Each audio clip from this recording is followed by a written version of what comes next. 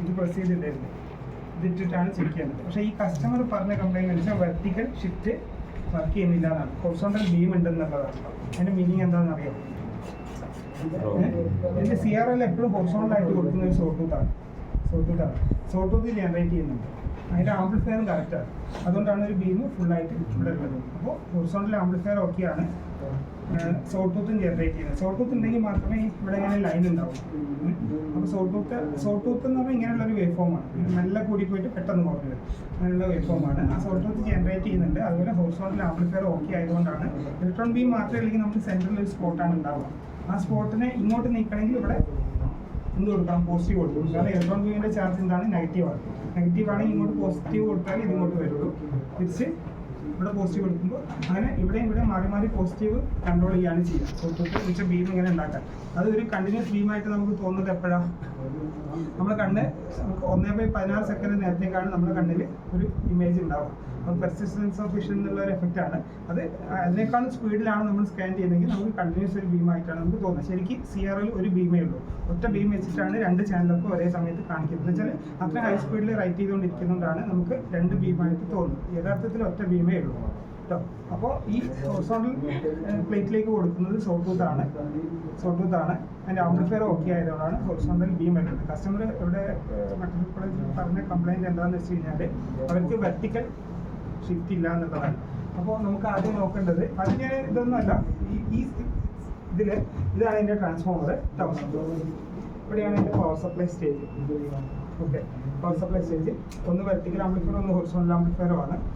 പിന്നെ ഇതിൽ ഈ സ്വിച്ച് ആണ് എന്താണ് ടൈമിങ്ങിൻ്റെ കൺട്രോളാണ്. എന്ന് വെച്ചാൽ സോട്ടൂത്ത് ജനറേറ്റ് ചെയ്യാനുള്ള RC ഓസിലേറ്ററിൻ്റെ C ആണിത്, കപ്പാസിറ്ററാണിത്. അതിൻ്റെ R എന്ന് പറയുന്നത് ഈ റോട്ടറി സ്വിച്ചിൻ്റെ അടിയിൽ കുറേ റെസിസ്റ്റൻസ് എനിക്ക് വെച്ചിട്ടുണ്ട്. ഓരോ സ്വിച്ച് ഓരോ പൊസിഷനിലും ഓരോ R സെലക്ട് ആവുകയാണ് ചെയ്യുക കേട്ടോ. ഇതാണ് C. അപ്പോൾ RC അപ്പോൾ സോട്ടൂത്ത് ഉണ്ടെങ്കിൽ ഈ സെക്ഷൻ നമ്മൾ നോക്കേണ്ട കാര്യമില്ല. ഓക്കെ, ഇത് ചാനൽ 1 ചാനൽ 2 രണ്ടിൻ്റെ വോൾട്ട് പെർമിഷൻ എന്ന് പറഞ്ഞാൽ വോൾട്ടേജ് ഡിവൈഡറാണ്. അതിൽ വോൾട്ടേജ് ഡിവൈഡറാണ്. നമ്മൾ ചില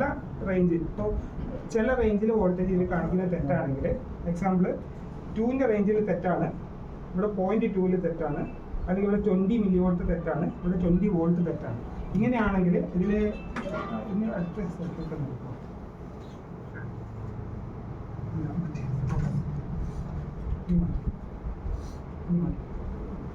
ഇത് അല്ല ഇപ്പം തലതിരിക്കും. ഇത് വോൾട്ട് ഉണ്ടോ, വോൾട്ട് പെർ ഡിവിഷനാണത്. ജസ്റ്റ് തലതിരിക്കും.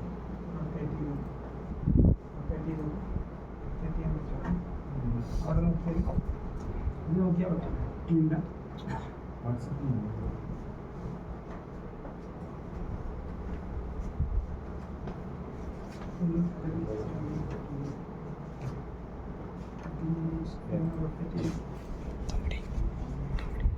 ഇല്ല വോൾട്ട് പെർ ഡിവിഷൻ്റെ സെലക്ഷനാണ്. വോൾട്ട് പെർ ഡിവിഷൻ സെലക്ഷൻ എന്ന് പറഞ്ഞാൽ ശരിക്കും 2 സ്റ്റേജ് അൾട്ടിമേറ്റർ ആണ് കേട്ടോ.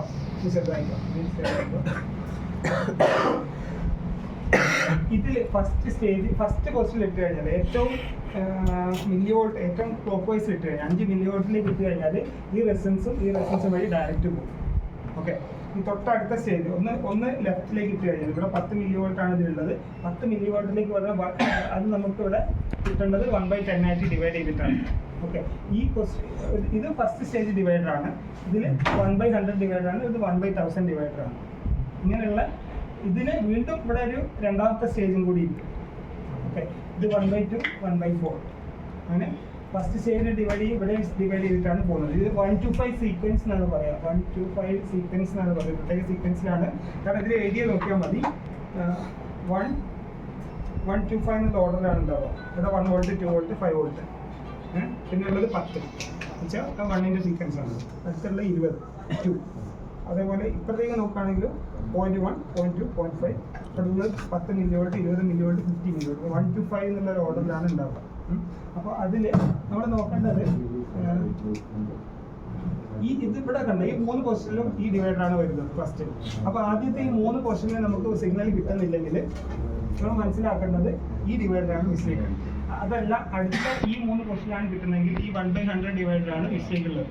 ഓക്കെ, അല്ല ഈ ലാസ്റ്റുള്ള 2 ക്വസ്റ്റ്യനാണെങ്കിൽ 1/1000 ഡിവൈഡറാണ് കംപ്ലൈൻറ്റ് വരുന്നത്. ഓക്കെ, അപ്പോൾ ആ രീതിയിൽ നമ്മൾ നോക്കി മനസ്സിലാക്കിയിട്ടാണ് ആ ഡിവൈഡർ കണ്ടുപിടിച്ചിട്ട് സോൾവ് ചെയ്യുന്നത്. ഓക്കെ, ഇതിലാണെങ്കിൽ എങ്ങനെയായിരിക്കും ഓരോന്നിൻ്റെയും ഇത് കണ്ടോ, ഇത് പോയിട്ടുള്ളത് ഫസ്റ്റ് പോയിട്ടുണ്ട്, ഇതിലൂടെ 2 വിട്ടിട്ട് അടുത്തേക്ക് പോയിട്ടുണ്ട്, 2 വിട്ടിട്ട് അടുത്തേക്ക് പോയിട്ട് അങ്ങനെയാണ് ഇതിൻ്റെ കണക്ഷൻ വരുന്നത്. നിങ്ങൾ ശ്രദ്ധിച്ച് നോക്കിയാൽ മനസ്സിലാവും. ഫസ്റ്റ് വന്നിട്ടുണ്ട്, ഇവിടെ വന്നിട്ടുണ്ട്, അതിൻ്റെ ഇടയ്ക്ക് 2 വിട്ടിട്ടുണ്ട്. ഫസ്റ്റ് ഈ കണക്ഷൻ പോയിട്ട് കണ്ടോ ഇവിടെ വന്നു, പിന്നെ 2 നോ കണക്ഷനാണ് ഇവിടെ വന്നു, 2 നോ കണക്ഷനാണ് ഇവിടെ വന്നു. അപ്പോൾ ഈ ഒരു ക്വസ്റ്റ്യനിലില്ല, അടുത്ത 2 അതിൻ്റെ അടുത്തിലില്ല, അടുത്ത 2 അതിൻ്റെ അടുത്തിലില്ല എന്നുള്ളതാണെങ്കിൽ നമ്മൾ ഈ സ്റ്റേജിലുള്ള ഡിവൈഡറാണ് ചെക്ക് ചെയ്യേണ്ടത്. ഇത്